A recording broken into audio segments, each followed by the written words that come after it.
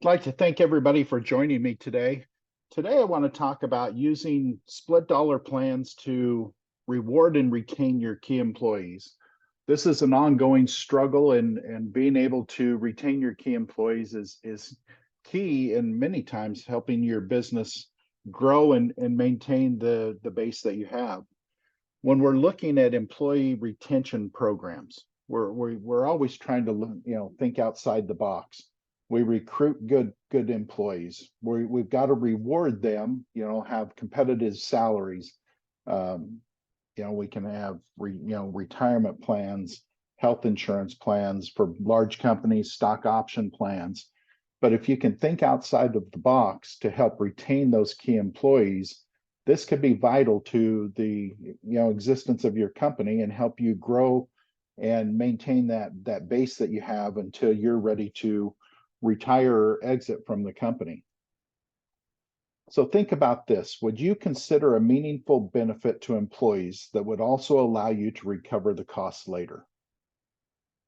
If you think about that, it's giving you the ability to provide a great benefit to your key employees, but also, retain that or be reimbursed for those costs later. And that's what a split dollar plan will allow you to do.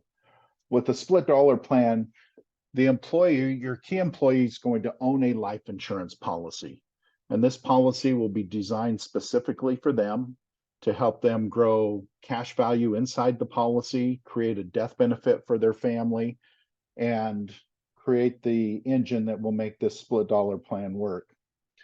As the employer, you'll loan premiums to the employee to pay for the life insurance policy, and that loan has to have interest, at least a minimum interest is allowed by the Internal Revenue Service, but that interest is key to having these plans be valid for tax purposes.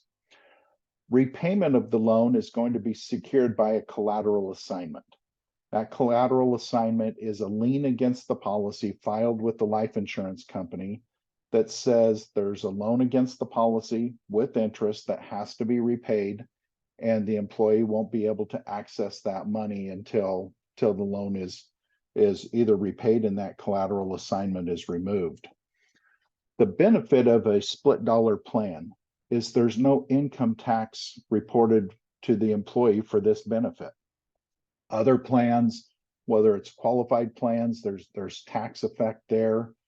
Stock option plans, there's a tax effect there.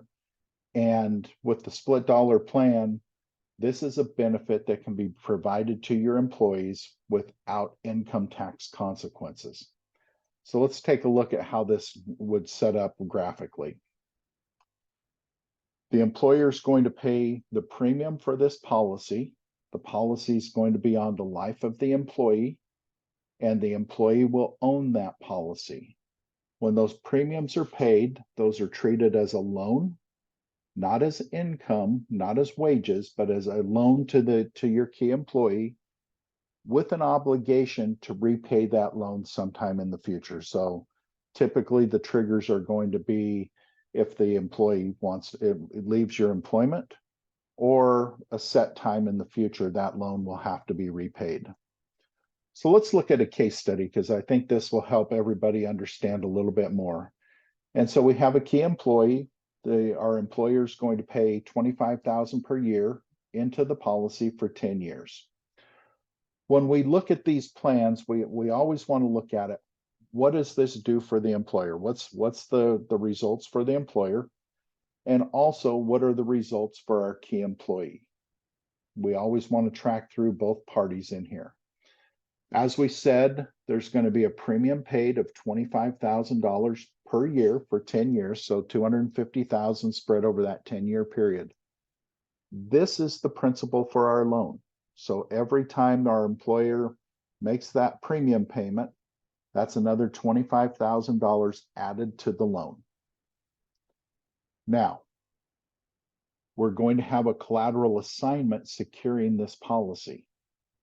The first part of the collateral assignment is the policy's net cash surrender value will be securing that policy up to the amount of principal paid into this loan by the employer. So up to the amount of premium. So you see at year 9, that's where we start getting close to matching our premium paid in. And by year 10, the premium paid in will be exceeded by the cash value in the policy. So the employer is secured with the cash value in the policy.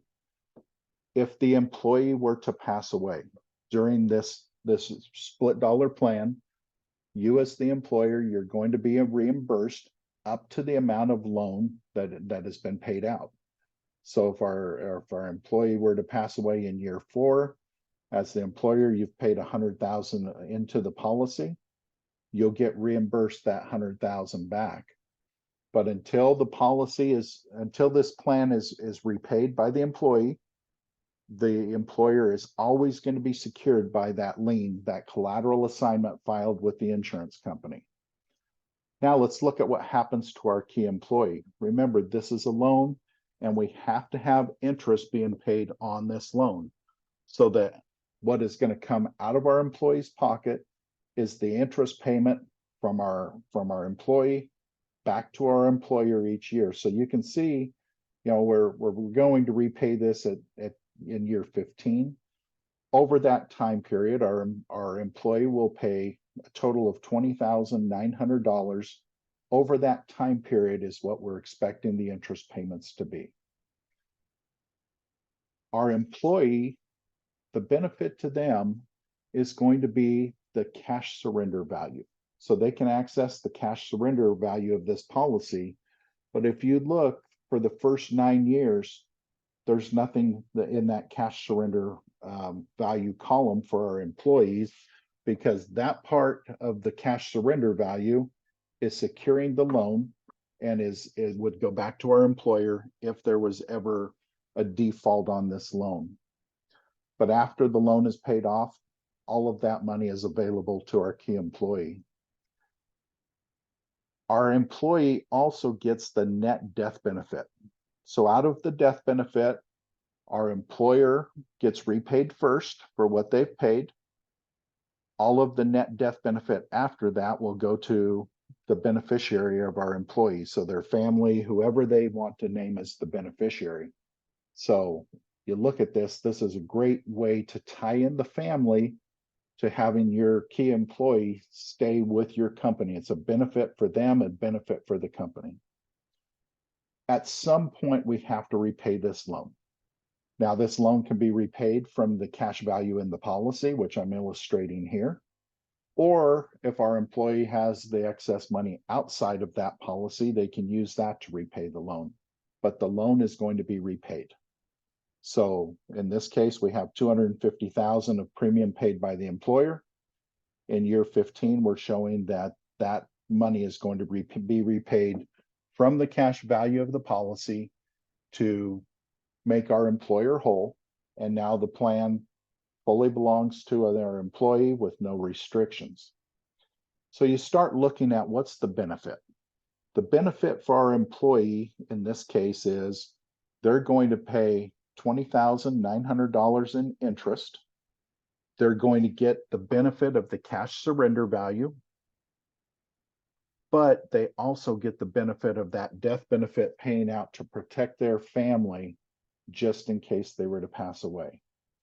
So it creates a great opportunity for you as the employer to benefit your key employees, to show how much you appreciate them. And it's a unique way to create retention back to your company.